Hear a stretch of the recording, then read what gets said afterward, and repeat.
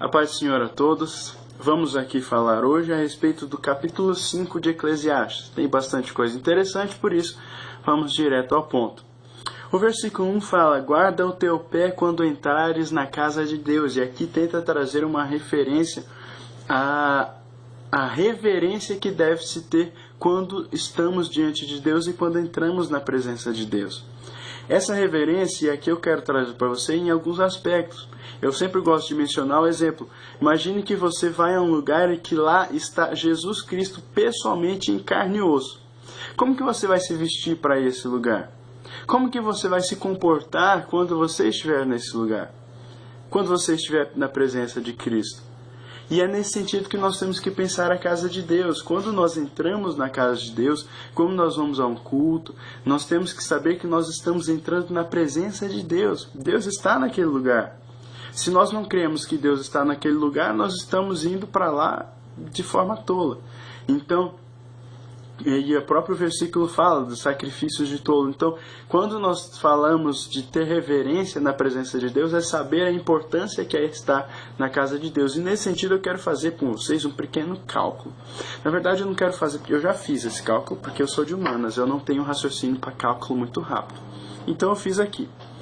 Uma semana tem 7 dias. Cada dia tem 24 horas. Calculando mais basicamente, nós temos então 168 horas por semana. Muitas vezes, por causa das correrias e tudo mais, o único dia que nós podemos ir à igreja é no domingo. E domingo à noite, porque, claro, escola dominical para quê? Se eu posso ficar dormindo. Enfim, domingo à noite. O culto normalmente tem 2 horas, 2 horas e meia. Então, dentro das 168 horas da semana, nós muitas vezes não conseguimos tirar 2 horas do domingo para prestar um culto tranquilo, com reverência, com seriedade. A gente vai, fica conversando e brinca e ri, isso aqui. A única coisa que não faz é prestar um culto. Então, o que nós temos que tomar cuidado é isso. Esse tempo, eu calculei aqui, equivale a 3,36% da quantidade de horas que nós temos na semana. E mesmo esse pouco tempo, que não é o ideal, mas é o tempo que muitas vezes a pessoa tem, ela não consegue se dedicar a um culto. Então, tomemos cuidado com isso. Os versículos 2 e 6, e ali nós temos o versículo 3 também, fala a respeito da boca. E eu acho bastante interessante, porque vem trazendo aqui que o sentido seguinte, que as coisas que nós falamos nada mais são do que expressão daquilo que tem no nosso coração. Então, quando nós falamos as coisas, essas coisas serão julgadas por Deus porque expressam o nosso interior, expressam o que sai do nosso coração, e a Bíblia fala isso. Então, e aqui no versículo 6 fala, aqui numa tradução contemporânea: não deixe que a boca faça de você um pecador. Quando chamarem para dar explicações, não venha com conversa, desculpa, não foi bem isso que eu quis dizer. Quero nos trazer a seguinte noção: uma palavra falada sem cuidado, ou falada de uma forma maldosa, ou de forma maldizente, enfim, qualquer que seja o mau uso que nós damos a nossas palavras, ele será julgado por Deus. Deus está atento a isso. E é pecado e nos faz pecar. Em outro sentido também, uma palavra uma vez falada, a gente pode até se arrepender dela, mas as consequências vão acontecer. É a mesma coisa, eu dei um tiro. Eu posso me arrepender de ter dado o tiro, mas eu já não posso mais controlar o rumo que a bala vai tomar. E as palavras são a mesma coisa. Então vamos tomar cuidado com o uso das nossas palavras. Elas têm que ser para abençoar, não para fazer qualquer outra coisa.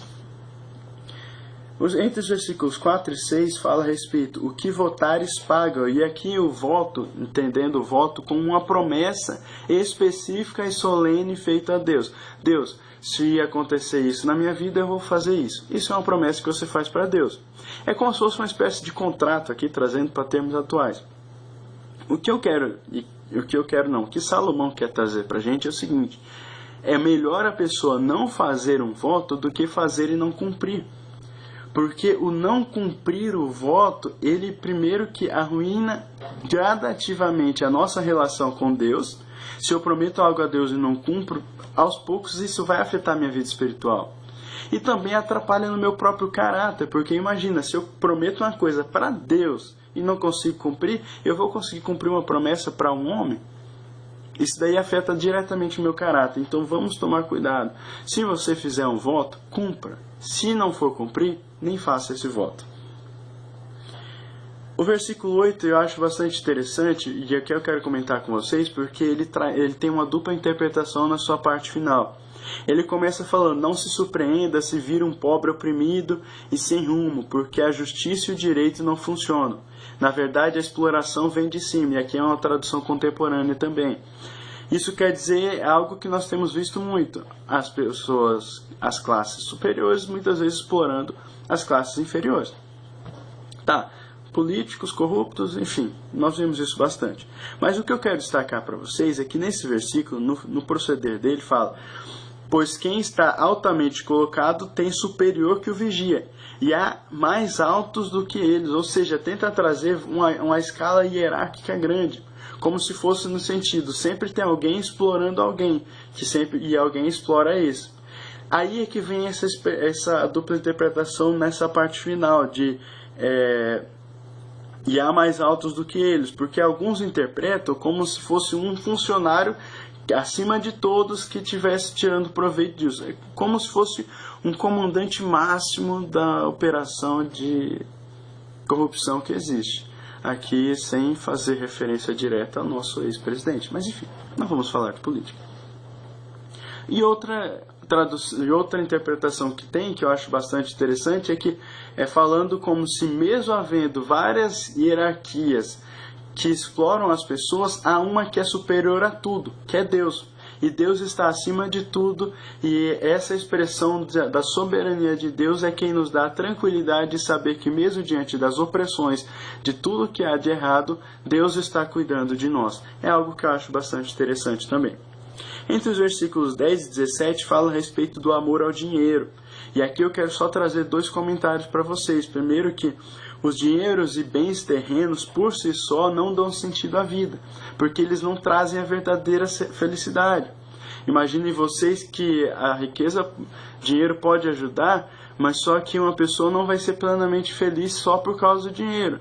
Imaginem que aquelas pessoas que são ricas vão querer cada vez mais, corruptos, roubam e roubam cada vez mais. Pessoas sempre vão querer nesse, porque ele nunca se sacia. Aqui fala: quem ama o dinheiro nunca se contenta com o que tem, nem o que ama a riqueza se satisfaz com grandes lucros. E tudo isso é vaidade, conforme a palavra diz. Então tome cuidado, aquele que busca somente a riqueza vai acabar perdendo o que há de principal aqui nessa terra. E aqui, para finalizar, entre os versículos 18 e 20, vem falando a respeito algo bastante interessante, uma conclusão que Salomão chega após fazer essa comparação entre os pobres oprimidos e os ricos infelizes. Salomão diz, aqui numa tradução contemporânea também: depois de ver como são as coisas na terra, concluí que a melhor maneira de se viver é cuidar de você mesmo, se divertir e tirar o que puder do próprio trabalho no tempo de vida que Deus conceder a você.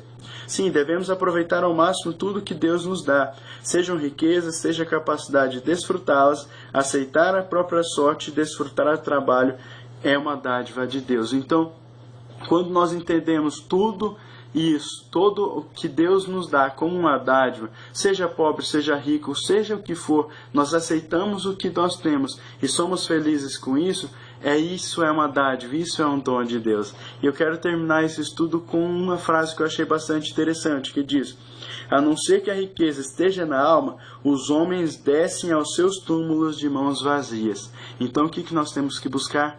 Riqueza na alma. Deus abençoe a todos.